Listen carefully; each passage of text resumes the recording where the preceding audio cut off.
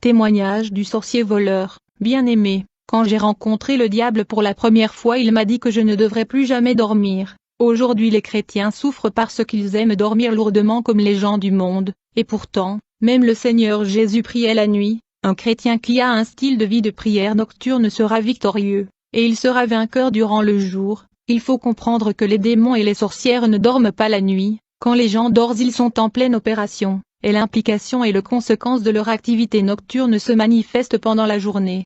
Généralement les gens de ce monde, y compris les chrétiens, ne comprennent pas que ce qui arrive dans la journée ne sont que des manifestations de tout ce qui a eu lieu la nuit. La plupart du temps, le sorcier regarde comme dans un écran ou miroir comment la journée va se passer, et en fonction du déroulement de la journée, ils vont mettre des embuscades, des blocages et des pièges sur base des images de la journée qui sont projetées. La Bible dit, mais pendant que les gens dormaient, son ennemi vint, sema de l'ivraie parmi le blé et s'en alla. Les graines que les sorciers sèment dans la nuit se manifestent dans la journée. En outre, le chrétien qui se réveille tôt le matin pour la prière, contrôlera la journée et prospérera. Et donc pour endormir le croyant profondément, on déployait 3 démons à la porte de leur maison, qui sont l'esprit de faiblesse, l'esprit du sommeil et l'esprit de lourdeur. Le sacrifice dans le monde spirituel, la notion du sacrifice vient de Dieu. Le diable qui séjournait dans le monde céleste copia tout ce qu'il a vu et laissé dans les régions célestes. C'est pour cette raison que le monde de Satan fonctionne avec le sacrifice. Pour monter et graviter les niveaux dans le monde spirituel, il faudra offrir de sacrifices. Que ça soit dans le royaume de Satan ou de Dieu, l'une des commandements de Satan que nous étions supposés observer, stipulait que nous ne devrions pas permettre aux chrétiens de servir leur Dieu avec leurs biens, autrement ils seront bénis et ils seront grands, car il est dangereux quand un chrétien mélange la prière et le sacrifice de l'offrande. Dans la Bible, quand Noé offra un sacrifice qui plut à Dieu, ce dernier parla et conclut une nouvelle alliance avec lui. La Bible dit, Noé bâtit un autel à l'Éternel, il prit de toutes les bêtes pures et de tous les oiseaux purs, et il offrit des holocaustes sur l'autel. L'Éternel sentit une odeur agréable et l'Éternel dit en son cœur, je ne maudirai plus la terre à cause de l'homme, parce que les pensées du cœur de l'homme sont mauvaises dès sa jeunesse. Tant que la terre subsistera, les semailles et la moisson ne cesseront point. Il faut savoir que la prière ne remplacera jamais la semaille, les offrandes et les sacrifices. Tu peux prier autant que tu veux, au moins d'offrir un sacrifice, tu resteras dans la pauvreté. Je suis ici pour vous dire comment votre vie est détruite et comment le réparer. Le diable nous disait de ne pas permettre aux enfants de Dieu d'offrir des sacrifices de peur qu'ils ne soient bénis. Le diable travaille pour que les chrétiens soient pauvres. En plus de ceci, le diable nous avait instruit d'empêcher les chrétiens de passer les temps dans la louange et adoration. Il nous disait, ne le permettez pas de mettre la priorité et d'avoir des moments de louange et adoration de peur qu'ils ne soient guéris et délivrés. En effet, d'après le diable, il y a la guérison et la délivrance dans la louange et adoration car Dieu lui-même descend. La Bible dit, vers le milieu de la nuit, Paul et Silas priaient et chantaient les louanges de Dieu, et les prisonniers les entendaient. Tout à coup il se fit un grand tremblement de terre, en sorte que les fondements de la prison furent ébranlés. Au même instant toutes les portes s'ouvrirent et les liens de tous les prisonniers furent rompus, ceci à cause de la louange. Un jour le diable me dit, Pierre, moi je viens du ciel, je vivais avec Dieu durant des âges. Je connais Dieu plus que les chrétiens, je vous dis que si vous laissez les chrétiens appliquer les principes bibliques de semence ils seront épanouis. En effet, la croix de leur maître est l'addition, et quand cette croix est penchée, du coup il devient le signe de la multiplication. Ceux-ci sont les 2 systèmes de Dieu, il ne travaille pas avec la soustraction et la division, donc un chrétien qui marche avec Dieu est supposé se multiplier et expérimenter l'addition. Chapitre 1, mon initiation à l'occultisme. Le tout a commencé lors de la mort de mon papa dans les années 64 pendant la rébellion de Moulélé. Je n'avais que 6 ans lorsque mon père mourut. À la suite de la mort de mon père, la famille était frappée par une pauvreté extrême. Ma mère devait souvent sortir la nuit pendant que les gens sont en train de dormir, pour aller voler les légumes, les maniocs et les bétails des villageois dans le champ afin de nous nourrir. Une de ce jour mon frère qui vivait à Kisangani entreprit de nous emmener de la ville de Kindu à Kisangani, étant donné que j'étais très intelligent. Il voulait que nous puissions lui rejoindre où il vivait dans la commune de Kabondo à Kisangani. Mon frère qui était chef comptable de la banque de Kinshasa, a estimé que j'étais surdoué, et la pauvreté ne devrait pas servir de prétexte pour bloquer mes études. Ce dernier m'enrôla dans un institut populaire et local. J'étais toujours le premier de la classe, et cela a occasionné la rancune de mes collègues. Un jour en 1977 je suis revenu de l'école, et le soir dans la nuit alors que j'ai dormi j'ai perdu mon sommeil. J'ai tenté de dormir, Du coup j'ai vu mon père qui est mort depuis 1964 apparaître. Aussitôt qu'il est apparu il me dit, Pierre, depuis ma mort ma famille souffre, je voudrais que tu sois riche pour que tu puisses prendre soin de ma famille, car depuis ma mort ma famille souffre, mais je veux que tu sois plus riche le plus vite que possible afin que tu t'occupes de la famille,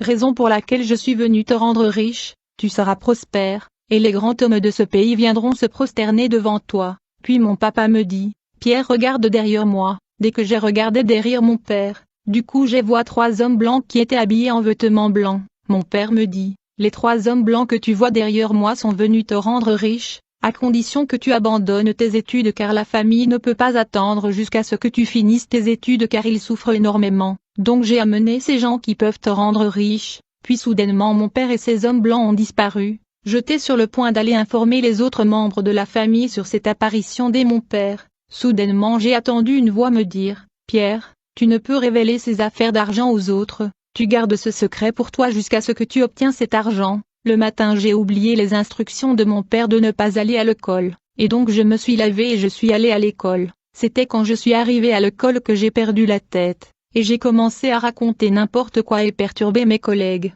Ce dernier ont remarqué qu'il y avait quelque chose qui n'allait pas avec moi, et comme j'avais perdu la tête, finalement ils m'ont saisi et ils m'ont enchaîné. Enfin ils m'ont ramené à la maison, et dès que nous sommes arrivés à la maison, tout à coup, la folie me quitta et j'ai pu récupérer ma mémoire. Aussitôt, ma mère me dit, Pierre, le matin tu es sorti et tu allais à l'école normalement, mais pourquoi es-tu revenu avec des chaînes sur ton corps? Immédiatement je me suis souvenu de l'expérience de l'apparition de mon père la nuit. Sans tarder, je parla à ma mère de l'apparition de mon père et du 3 hommes occidental. Dès que ma famille ont entendu parler de l'apparition de mon père, j'ai remarqué qu'ils s'étaient remplis de joie et de curiosité. Ils étaient excités parce que papa était la colonne vertébrale de la famille, et sa mort avait eu des répercussions profondes et avait plongé la famille dans la pauvreté insupportable. Ma famille était tellement dans la pauvreté extrême qu'ils demandaient même son retour, car la souffrance était intense. Ce jour-là même pendant la nuit, alors que je dormais, j'ai senti mes joues se refroidir, comme si quelqu'un avait mis un verre d'eau froide sur mes joues. Quand je me suis réveillé, j'ai vu un homme blanc assis sur mon lit. Il avait posé sa main sur mes joues. Quand j'ai regardé attentivement, j'ai remarqué que cet homme blanc n'avait pas de tête. J'ai crié au secours. En raison de ceci tout le monde s'est réveillé dans la maison et ils sont venus dans ma chambre pour savoir ce qui n'allait pas. Dès qu'ils sont entrés, ils m'ont demandé ce qui n'allait pas. Je leur ai dit, comment pouvez-vous me poser cette question? Ne voyez-vous pas cet homme blanc qui sans tête et qui est assis sur mon lit? La famille était étonnée d'entendre ceci, car ils ne voyaient pas cet homme blanc qui n'avait pas de tête. Mon frère aîné qui était un homme de combat a commencé à insulter et menacer l'homme qu'il ne voyait pas. Le jour suivant j'ai décidé de dormir plus tôt afin d'éviter cet homme sans tête, mais dès que je me suis étendu pour dormir, du coup j'ai entendu quelqu'un ouvrir la porte. Immédiatement j'ai vu une femme blanche entrer dans la maison. Aussitôt qu'elle est entrée, j'ai remarqué qu'elle avait beaucoup de cheveux. Quand cette femme blanche est entrée dans la maison, elle frappa la lampe qui éclairait la maison. Ceci tomba par terre. En conséquence la maison était plongée dans l'obscurité. Dès que ma fiancée a vu qu'il y avait l'obscurité dans la maison, elle se dirigea vers le salon pour tenter d'allumer la lampe. À ce moment même, alors qu'elle se déplaçait dans l'obscurité qui remplissait la maison, soudainement la femme blanche la saisit au cou. Ce dernier pensait que j'étais celui qui la tenait au cou, quand je voulais lui dire que je n'étais pas la personne qui la tenait au cou. Du coup j'ai réalisé que j'avais perdu la parole et je ne pouvais plus parler. J'étais comme paralysée, je ne pouvais pas bouger une partie de mon corps. Pendant ce temps, ma fiancée continua de crier et de me demander de relâcher son cou. Elle a alors essayé de toucher la personne qui la tenait. C'est ainsi qu'elle a réalisé que la personne qui la tenait n'avait pas de corps physique, sauf la main. Plus tard la femme blanche relâcha son cou et vint à moi. Quand elle est venue vers moi, elle s'est assise sur mon lit. Du coup mon lit se brisa en 2 morceaux. Le bruit de ce cassir était tel que ma mère et les autres membres de ma famille se sont réveillés.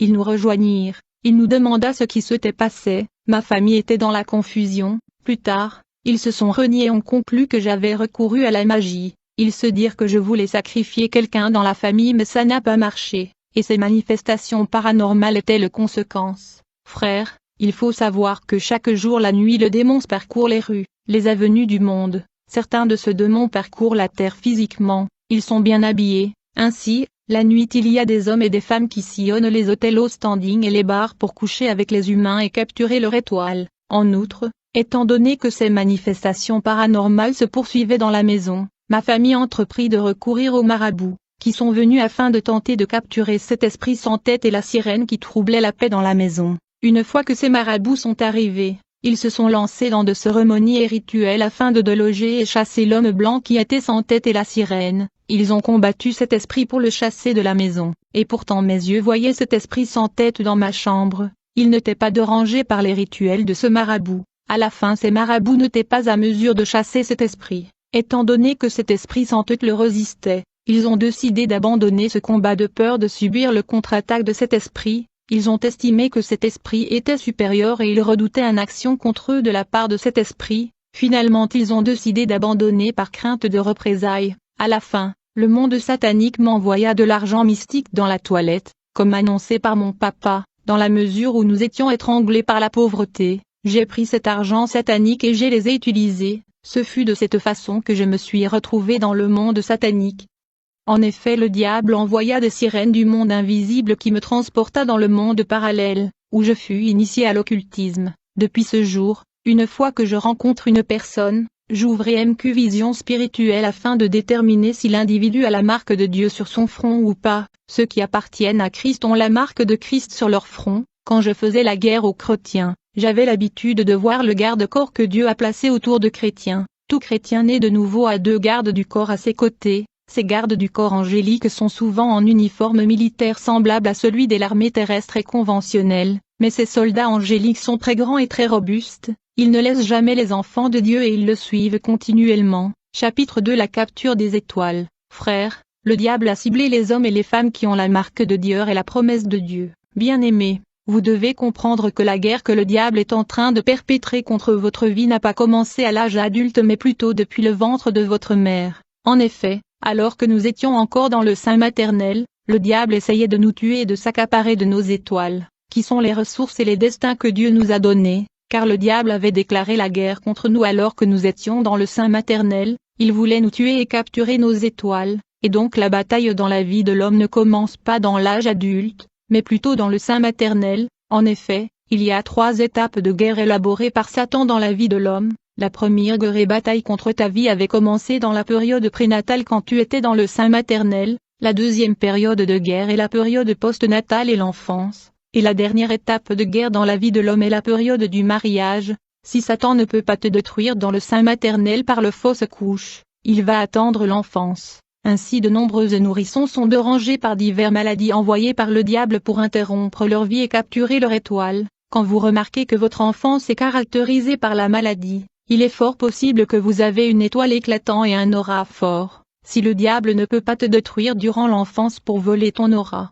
il va attendre la période adulte et le mariage, c'est alors qu'il va recourir au rapport sexuel illicite et illégal pour capturer ton étoile. Nombreux sont ceux qui ont compromis et détruit leur vue à cause de la perversion sexuelle. Le sexe est la stratégie par excellence que Satan utilise pour neutraliser l'étoile et le destin des hommes et des femmes. Joseph avait une étoile qui brillait plus que celle de ses frères. Il était destiné à la grandeur et à gouverner. C'est ainsi que Satan déploya la femme de Potiphar pour lui séduire afin de neutraliser son destin et capturer son étoile. Alors, dès que je commençais à travailler pour le diable, ce dernier m'a instruit de localiser les étoiles des hommes et des femmes afin de le capturer. Au fond, chaque jour le matin, je me levais trop tôt, je plaçais des produits mystiques sur mes yeux, sur mes narines et les oreilles afin d'être à mesure de détecter et localiser dans les voisinages les dames nouvellement enceintes. Ces produits dont je mettais sur mes yeux, mes oreilles et narines me permettaient de détecter des grossesses précoces, je veux dire, aussitôt qu'une femme dans le quartier devenait enceinte,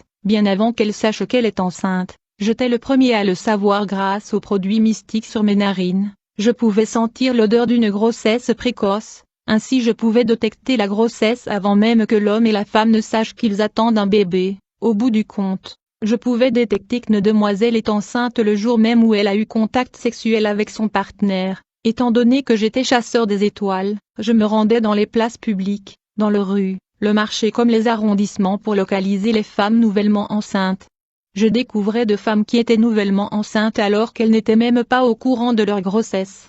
Aussitôt que je découvre qu'une femme est enceinte, grâce à la prière incantatoire je pouvais obtenir des informations sur la femme enceinte, et une fois que j'obtiens des informations sur la femme nouvellement enceinte, La nuit lors de nos rassemblements nocturnes j'informais la hiérarchie qu'une femme spécifique dans un quartier spécifique était tombée enceinte. En fait, tous les jours de minuit à 3 heures il y a un rassemblement de sorciers. Sur base de ce fait je conseillerais aux chrétiens de prier à cette heure, une fois que nos rapports est déposé sur la femme nouvellement enceinte. Le dieu de ce monde Satan recommandait des enquêtes et des calculs afin de déterminer à quel point l'étoile du bébé dans l'utérus de la femme enceinte allait briller. À chaque fois qu'une femme est enceinte, une enquête et investigation était lancée, d'une part pour déterminer l'identité du bébé qui va naître, d'autre part pour connaître l'intensité de son étoile, et afin pour tenter de capturer son étoile dans le cas il est plus radieux et éclatant. C'est ainsi que le mage venu de l'Est ont pu déterminer l'identité et la royauté de Jésus-Christ. Il faut savoir qu'avant la naissance de Jésus-Christ le monde de Satan a dû mener des investigations sur son étoile pendant 600 ans.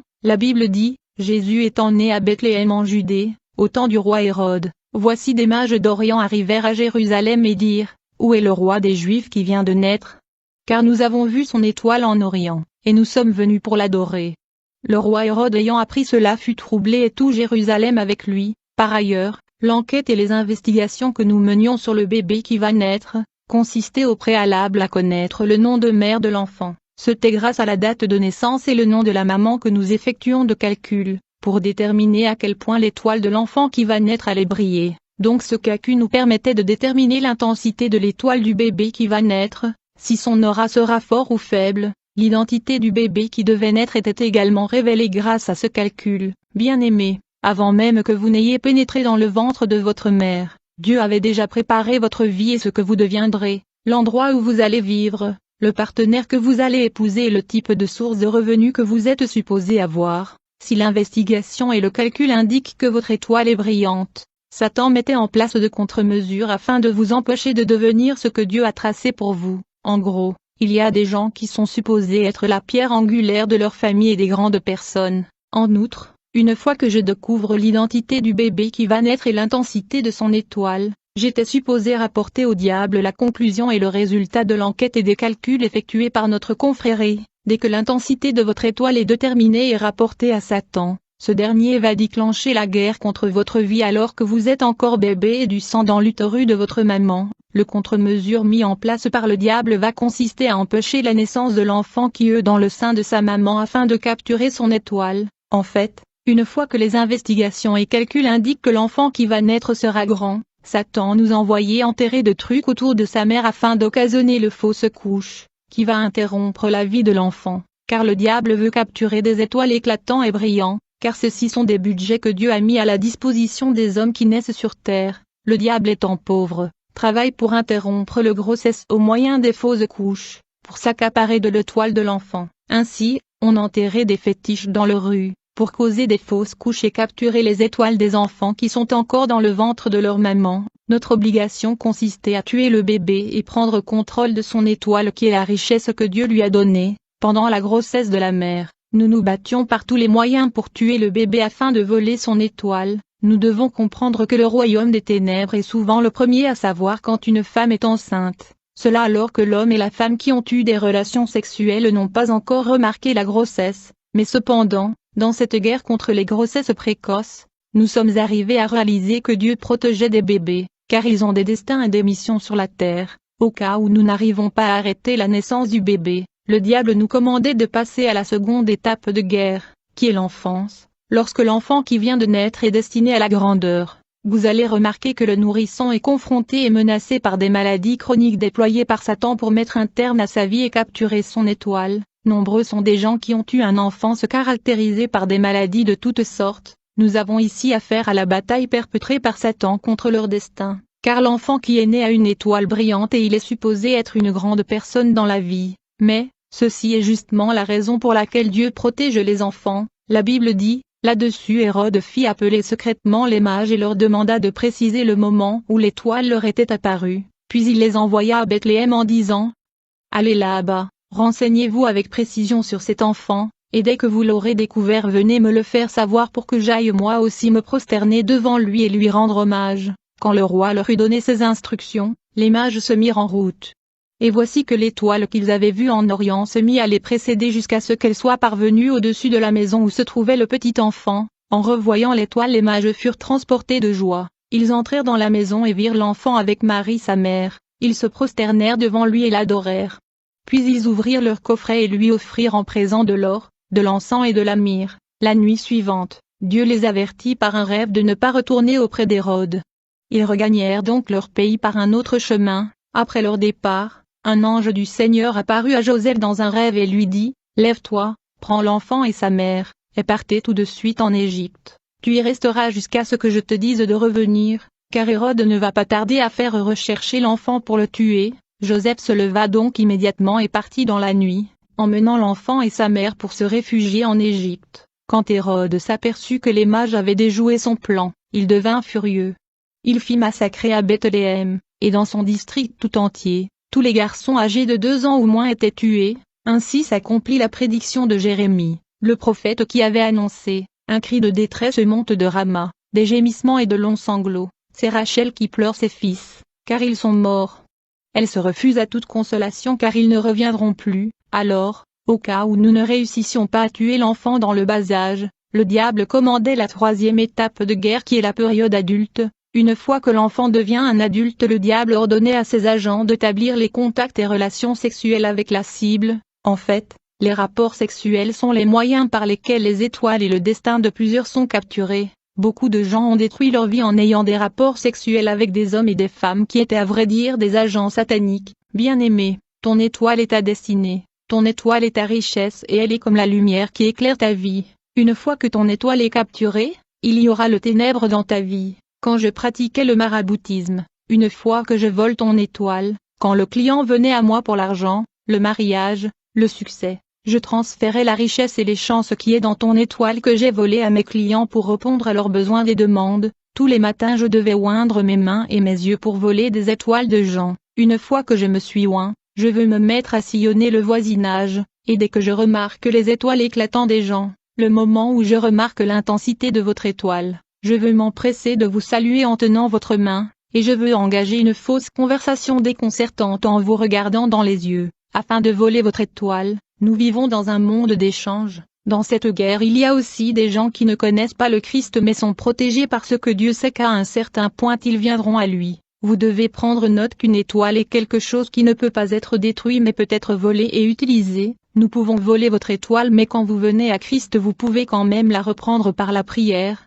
Une fois qu'on vole votre étoile, nous le cachons dans des endroits différents, comme sous l'eau, dans la forêt. En outre, si vous rejoignez une église dont le pasteur est dans l'occultisme, votre étoile est en danger. Il y a donc un conflit permanent et une guerre sur la terre entre le force du mal et le force du bien. Et au moment où un chrétien entre dans la distraction et le sommeil, il va enregistrer une perte, un échec, une défaite. Il faut noter que ce sont non seulement les hommes qui ont des étoiles et de destinée, mais aussi de pays. Beaucoup de pays ont été déviés de leur destin. Notre pays est grand dans le domaine spirituel. C'est pourquoi le diable se bat pour l'empêcher d'accomplir sa mission et de jouer son rôle. Le diable travaille pour maintenir l'Église divisée, cela afin d'empêcher le pays de se relever. Par ailleurs, les étoiles des gens diffèrent en termes d'intensité, les étoiles de certaines personnes brillent plus que celles des autres, et le diable travaille pour capturer les étoiles de gens afin de le donner à ceux qui viennent à lui pour la promotion, le succès et la richesse. Quand un sataniste veut devenir plus riche,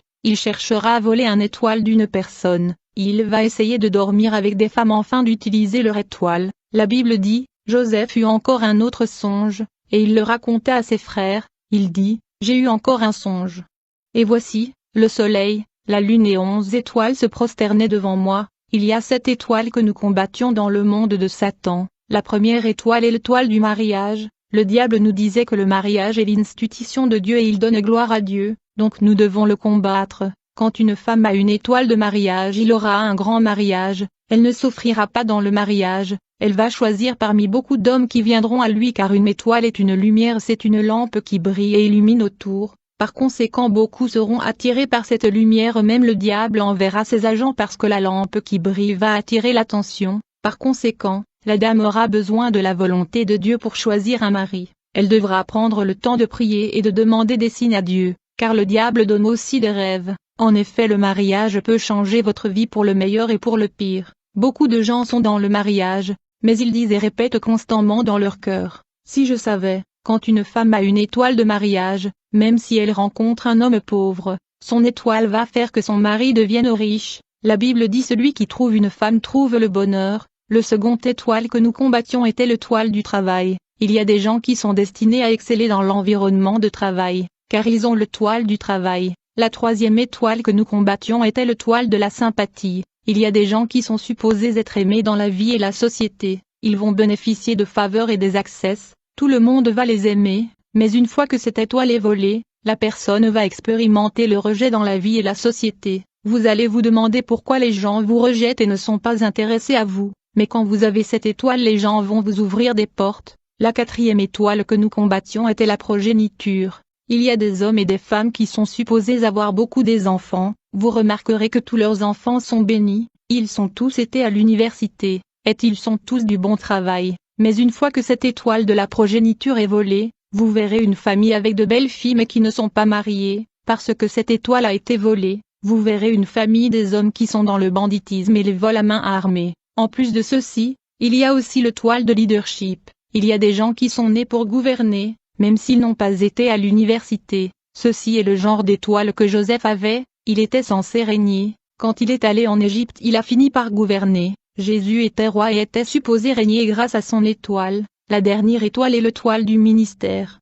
Ceci est l'étoile que le diable déteste le plus. Il y a donc des gens qui sont nés sur la terre avec la mission d'être ministres de Dieu et apporter la lumière à l'humanité. Dès que nous détections qu'un enfant est né avec cette étoile du ministère, nous savions qu'il allait combattre le royaume de Satan. Il fallait donc tenter de tuer l'enfant. Ceci est l'étoile de la grandeur et de l'élévation. Nous pouvons voir l'implication de cette étoile dans le livre d'Exode 23 verset 25.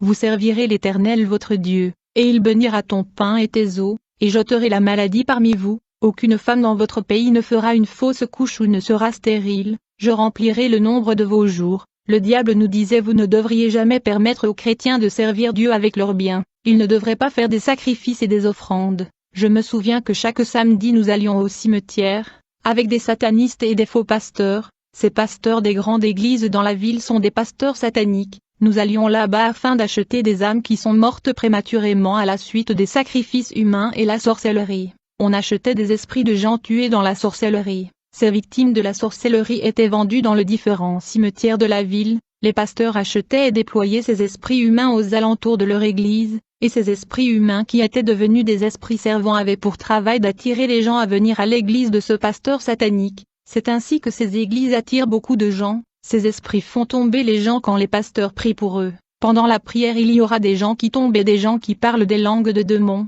Le diable a installé son trône dans beaucoup des églises. Souvent quand on allait acheter les victimes de la sorcellerie dans le cimetière la nuit le samedi, on voyait deux anges de lumière dans les tombes de ceux qui sont morts en Christ, et nous ne pouvions pas approcher leurs tombeaux, à cause de l'intensité de la lumière aveuglante provenant de ces militaires angéliques, qui étaient positionnés autour de pierres tombales des morts en Christ. Ces anges sont positionnés là pour garder les restes de morts en Christ jusqu'au jour de la résurrection des morts. À part les cimetières, je me rendais souvent à l'hôpital général de la capitale pour acheter les corps de bébés morts. C'est ainsi qu'il augmentait mon niveau. J'allais dans les hôpitaux pour récupérer les fœtus que j'offrais à Satan. Nous devons comprendre que le monde obscur fonctionne avec le sacrifice. Quand j'étais un marabout, les gens venaient chez moi pour des besoins et des buts différents. Je leur demandais des sacrifices humains. Je leur demandais souvent de sacrifier les membres de leur famille. Et une fois que le membre de leur famille mourait, ces victimes n'allaient pas en enfer ou au paradis. Par contre,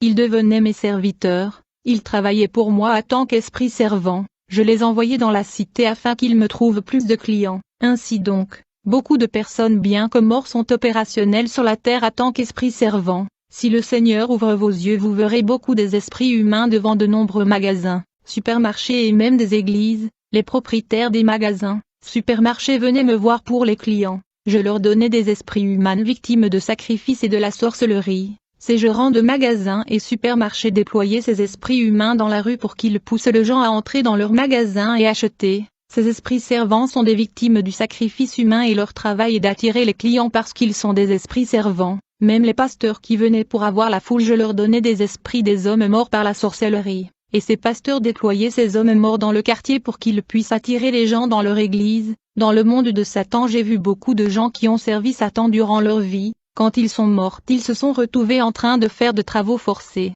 En effet, le diable dans son école nous disait, vous avez à évangéliser plus que les chrétiens afin que nous puissions gagner plus des âmes qui vont brûler avec nous dans les temps de feu et de soufre. De nos jours, vous pouvez voir que même les pasteurs sont gagnés par le diable, et quand votre pasteur est gagné par le diable, votre âme est en danger. Un jour, le diable me dit Pierre, une église est comme un bateau. Lorsque le capitaine percute un rocher, le capitaine ne mourra pas seul, les passagers de son bateau vont couler avec lui. En raison de ceci, pour rejoindre une église dans ce monde, vous devez prier. Chapitre 3 Les prisons sataniques. Il faut savoir que la prison centrale de Satan se trouve dans le monde des eaux. Cela dit, il a beaucoup de prisons de par l'univers. Une fois qu'un homme est emprisonné par Satan, seulement l'intervention de Jésus-Christ qui peut délivrer cet homme de sa situation. J'ai dit que le diable a beaucoup de prisons. Il a des prisons sous l'eau. Beaucoup de gens sont incarcérés dans les prisons du monde des eaux. Nombreux sont de gens qui sont emprisonnés sous les rivières, le lac et les sources d'eau.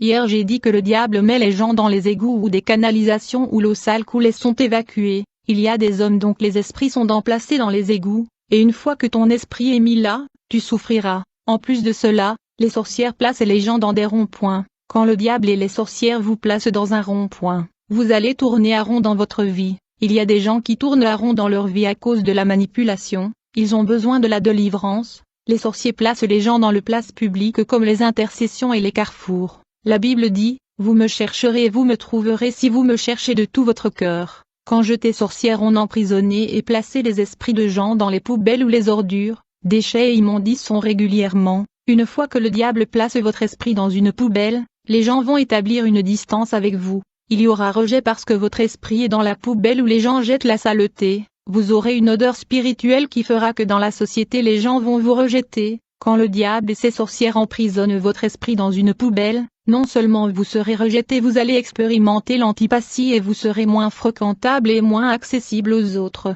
Les gens se distanceront de vous et vous rejetteront, à cause de la saleté que sont jetés par les gens dans la poubelle où votre esprit est placé. La Bible dira, invoque-moi au jour de la détresse, je vous délivrerai et vous me rendrez honneur. Le diable et les sorcières emprisonnent les gens dans la forêt et la brousse loin des gens et des quartiers résidentiels. Une fois que vous êtes placé dans la forêt en prison, dans la société personne ne vous remarquera car votre esprit est loin de gens dans la forêt. Le diable et les sorcières attachent et ligotent leurs prisonniers dans la forêt sur un petit arbre, qui va agrandir avec le victime jusqu'au jour où l'arbre mourra et tombera. Si l'arbre sur lequel le victime est attaché est ligoté a une durée de vie de 100 ans, vous serez captif toute votre vie jusqu'à ce que l'arbre meure et se croule, c'est alors que vous serez libéré. Il y a beaucoup de gens vivant en ville, dont les esprits sont attachés dans la forêt, ils sont ignorés et invisibles dans la vie courante. Le diable et ses sorcières emprisonnent les gens dans de bouteilles. Une fois que votre esprit est en prison dans une bouteille, vous aurez du mal à prier, bien-aimé. Si vous ne pouvez prier que pour 20 et 30 minutes, vous devez comprendre que vous êtes en prison dans une bouteille. Vous devrez prier comme un homme fou pour briser la servitude et briser cette bouteille dans laquelle vous êtes emprisonné. Les sorciers mettent les gens dans des casseroles et ils vont couvrir cette casserole, ce qui signifie que vous ne sortirez jamais et vous vous lèverez jamais. Le diable et les sorcières peuvent lier un chrétien ou un homme de Dieu même s'il est prédicateur, ce qui signifie que vous pouvez être prédicateur, vous pouvez être pasteur ou chanteur et être dans une prison spirituelle, et quand les gens sont dans la prison spirituelle ils vont rêver des serpents qui le poursuivent, des soldats qui le poursuivent et des choses étranges. En plus, dans la sorcellerie la toilette est l'une de prisons sataniques où les hommes et les femmes sont liés. Dans une réunion dans le monde parallèle le diable avait instruit les blancs de fabriquer des préservatifs dans son usine personnelle. Il faut savoir que la plupart des préservatifs sont fabriqués par l'usine de Satan, car celui qui est venu avec cette initiative, aucun de ces préservatifs ne sont bonnes. Les diables emprisonnent la vie des hommes et des femmes grâce aux préservatifs qu'ils jettent dans les toilettes ou poubelles. Quand les hommes jettent leurs préservatifs leurs semences sont collectionnées. Quand les femmes jettent le sang de règle dans les toilettes ceci est aussi récupéré. Pour emprisonner les gens dans les toilettes, nous utilisions des objets qu'ils jetaient dans les toilettes comme du sperme, du sang, des cheveux, des ongles. Dans tout le toilette du monde, il y a la sirène Jacqueline et un grand serpent. En outre, dans beaucoup de maisons on installait des antennes pour écouter et surveiller les familles. Ces antennes étaient des toiles d'araignée. On installait également ces toiles d'araignée dans la rue pour capturer nos cibles. J'ai toujours conseillé aux gens d'avoir un chien plutôt qu'un chat. Quand un chien aboie la nuit, il est véritablement en train de vous avertir sur l'arrivée de sorciers. Et quand le chien est accablé par la peur vous allez remarquer que sa voix va changer. Toutefois les chiens est un animal qui a 4 yeux, et qui peut voir les sorciers. et il tente toujours de le chasser. Par contre le chat est une porte d'entrée de sorcier, un camarade de sorcier. Le chat et le hibou sont des animaux le plus utilisés dans le magie noire. Souvent la nuit je me transformais en chat.